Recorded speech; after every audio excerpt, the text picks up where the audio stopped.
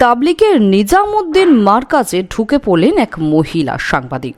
তারপর যা হলো, মুসলমানদের তাবলিগ জামাত এমন একটি জামাত যে জামাত নিয়ে কোনোদিনই তেমন হইচই ছিল না, কিন্তু করোনা মহামারীর সময় সংবাদ শিরোনামে চলে আসে এই নিরীহ জামাতটি।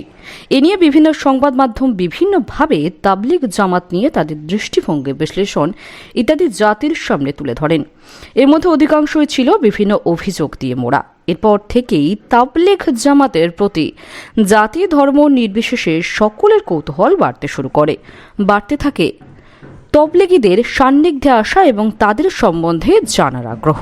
এই ধারাকে অনুসরণ করতে গিয়ে দৈনিক ভাস্কর অনলাইনের এক মহিলা সাংবাদিক দিল্লি স্থিত নিজামুদ্দিন মরকজে গিয়েছিলেন একটি স্টোরি নিউজ করার জন্য, কিন্তু সেখানে তাকে বিনয়ের সাথে এই বলে আটকে দেওয়া হয় যে কোনো মহিলাকে এখানে একাকী আসতে দেওয়া হয় না, তবে আসতে চাইলে অবশ্যই তার সঙ্গে তার রক্তের সম্পর্কিত কোনো পুরুষ থাকতে হবে, অর্থাৎ ভাই, স্বামী অথবা ছেলে। কাজেই ওই মহিলা সাংবাদিককে নিরাশ হয়ে ফিরে আসতে হয়, কিন্তু তারপরেও তিনি তাবলিগ নিয়ে তার অনুভবের কথা প্রকাশ করেন।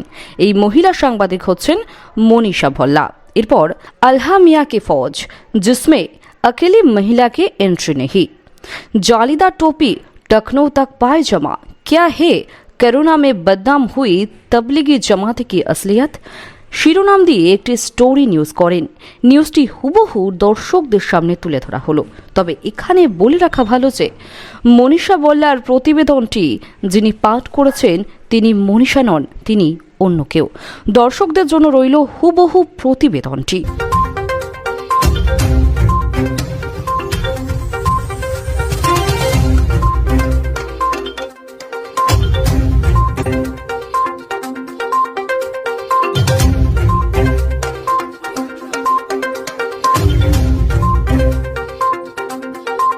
मुस्लिमों की एक ऐसी जमात जिनका विरोध उनके ही धर्म के लोग करते हैं। जालीदार टोपी, खुली दाढ़ी, टखनों तक पायजामा और ढीला कुर्ता इनकी पहचान है। इन्हें अल्लाह मियाँ की फौज कहते हैं। ये कई दिन, कई महीने या पूरे साल गश्त पर रहते हैं। इनका एक ही नारा है, अपनी जान अपना सामान। सुबह 7 बजे का वक्त, जगह दिल्ली के हजरत निजामुद्दीन में दुनिया की सबसे बड़ी इस्लामिक संस्था तबलीगी जमात का मरकज यानी हेडक्वार्टर। दुनिया भर में कई आने जाने से पहले लोग इसी मरकज में आते हैं। गुलाब के फूलों की लड़ियाँ, इत्र, दातून, सुरमा और जालीदार टोपियाँ दुकानों पर सजी हैं। बिरयानी की खुशबू मुझे अपनी तरफ खींच रही है। शाही टुकड़ा और शिरमार परोसा जा रहा है। सफ़ेद रंग की 7 मंजिला इमारत में अंदर जाने के लिए 2 दरवाजे हैं। एक दरवाजे पर काफ़ी चहल पहल है, लोग अंदर आ रहे हैं, बाहर जा रहे हैं। दूसरे दरवाजे पर इक्का दुक्का लोग ही नज़र आ रहे हैं। मैं दूसरे दरवाजे से अंदर जाने की कोशिश करती हूँ। सामने 3 मौलाना मिलते हैं। मैं उनसे बताती हूँ कि मुझे तबलीगी जमात पर स्टोरी करनी है। उसी सिलसिले में यहाँ के किसी बड़े सरदार अधिकारी से बात करना चाहती हूँ। उन्होंने मुझसे पूछा, आप अकेली आई हैं या कोई मेल रिपोर्टर भी आपके साथ आया है? मैंने जवाब दिया, मैं अकेले ही आई हूँ। उधर से जवाब मिला, फिर लौट जाइए आप। मरकज़ में महिला ना तो अकेले आ सकती हैं और ना ही किसी से बात कर सकती हैं। किसी मेल रिपोर्टर के साथ आइएगा। जमात के ऑफिस के बाहर एक गन्ने के जूस वाले की दुकान है। कुछ देर के लिए मैं दुकान पर बैठ जाती हूँ और यहाँ आ जा रहे लोगों की एक्टिविटी समझने की कोशिश करती हूँ। कुछ लोग ई रिक्शा में सवार होकर यहाँ आ रहे हैं, कुछ लोग ऑटो में बैठकर तो कई लोग पैदल। मैंने दुकानदार से पूछा कि हर दिन यहाँ कितने लोग आते होंगे। दुकानदार ने बताया, इसकी गिनती मुश्किल है, सैकड़ों लोग हर दिन यहाँ आते जाते हैं। मेरे पास तबलीगी जमात के बारे में एक किताब इनसाइड द तबलीगी जमात थी। मैं दुकान पर बैठकर किताब पढ़ने लगी। कुछ देर बाद 15-16 साल के युवकों का एक ग्रुप दुकान पर आया। मैंने उससे पूछा, आप लोग कहाँ के रहने वाले हो? जवाब मिला, बागपात के। कितनी उम्र का व्यक्ति जमात से जुड़ सकता है? 15 साल की उम्र से लेकर किसी भी उम्र तक का। मैं उन युवकों से पूछती हूँ कि तबलीगी जमात कैसे काम करती है। पहले वे असहज हो जाते हैं, फिर जब मेरे हाथ में जमात से जुड़े किताब दिखते हैं तो बातचीत के लिए तैयार होते हैं। वे बताते हैं हम हापुड़ गए थे, अभी वहीं से लौटे हैं। हमारे ग्रुप के एक अमीर होता है, वो ग्रुप का लीडर होता है। हम लोग अपनी हैसियत के मुताबिक घर से रुपए लेकर आते हैं। यहाँ आने पर हमसे पूछा जाता है कि आप लोग जमात लेकर जाना चाहते हो या काम करके लौटे हो। अगर हम जमात लेकर जाना चाहते हैं तो हमसे पूछा जाता है कि आपके पास कितने रुपए हैं। जितनी भी रकम हमारे पास होती है उसके मुताबिक हमें रुख यानी डायरेक्शन बताया जाता है कि फला जगह चले जाइए। हमारे जमात का एक नारा है, अपनी जान अपना सामान। इसका मतलब है किसी जगह जाने के लिए खुद ही खर्चा उठाना पड़ता है और सुरक्षा भी खुद करनी पड़ती है।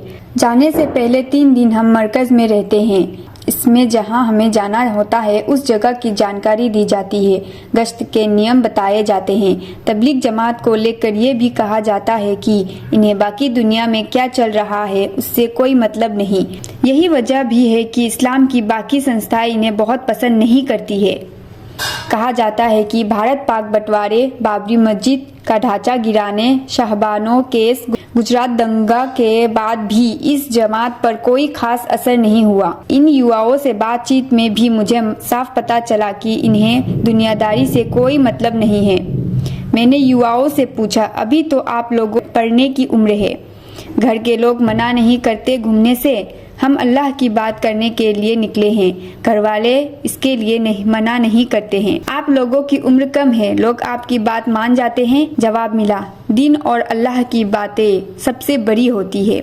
हम लोग अल्लाह की बातें करते हैं और उनकी बात हर कोई मानता है, चाहे वो छोटा हो या बड़ा। यहाँ से जाने पर कहाँ रुकते हैं, लोगों से क्या कहते हैं? हम जहाँ जाते हैं उस गांव की मस्जिद में रुकते हैं।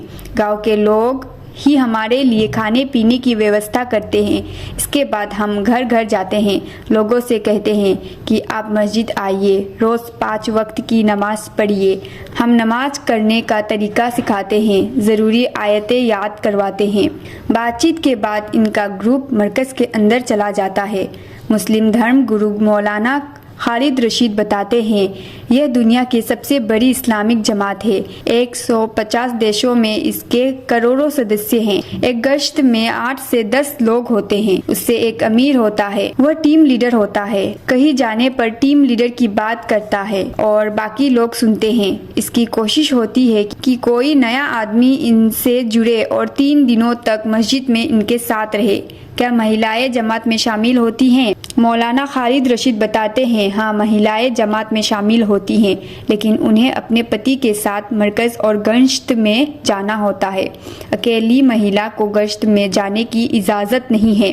गश्त के दौरान बाकी लोग मस्जिद में रुकते हैं, लेकिन महिलाएं गांव में किसी मुस्लिम परिवार के घर में ठहरती हैं। क्या मैं गश्त में शामिल हो सकती हूँ? जवाब मिलता है, नहीं। तबलीगी जमात पर कोविड के बाद आई किताब इनसाइड द तबलीगी जमात के लेखक जिया उस सलाम बताते हैं, ये ऐसी संस्था है जो कभी कागजों पर काम नहीं करती है। इनकी कोई वेबसाइट नहीं है, कोई रजिस्टर नहीं है, कोई लेखा जोखा नहीं है। इसके सदस्यों के नाम की कोई सूची नहीं है। ये कभी मीडिया में नहीं जाते हैं, कभी कोई प्रेस नोट जारी नहीं करते हैं। इसके बाद भी पूरी दुनिया में इनके समागम या सालाना मीटिंग होती है। बांग्लादेश के बाद भारत के भोपाल में तबलीगी जमात का सबसे बड़ा समागम इज्तिमा होता है।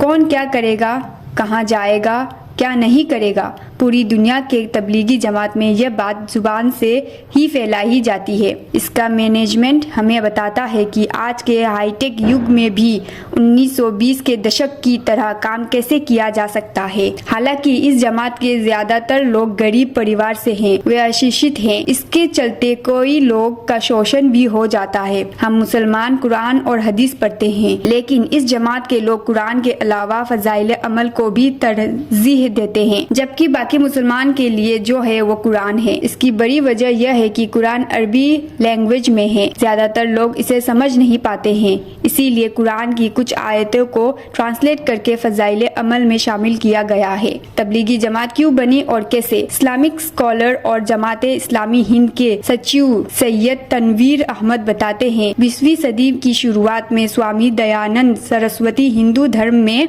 वापसी का अभियान चला रहे थे। दूसरी तरफ कई ऐसे मुसलमान थे जो हिंदू धर्म से आए थे और इस्लाम को ठीक से फॉलो नहीं कर पा रहे थे क्योंकि उन्हें इस्लाम के बारे में जानकारी नहीं थी। ऐसे लोगों को इस्लाम के बारे में शिक्षित करने के लिए मोहम्मद इलियास कांदलवी ने 1927 में तबलीगी जमात की शुरुआत की। तबलीगी का मतलब अल्लाह का संदेश होता है, जबकि जमात का मतलब लोगों का समूह, यानी एक ऐसा समूह जो अल्लाह के संदेशों पर प्रचार प्रसार करे। तबलीगी जमात कई बार विवादों में रही है। कोरोना के दौरान इन पर कोविड फैलाने का आरोप लगा था। इसके बाद मरकज बंद कर दिया गया था। फिर सुप्रीम कोर्ट के आदेश के बाद मरकज को खोला गया। 2021 में सऊदी अरब ने भी इस जमात पर बैन लगाया था।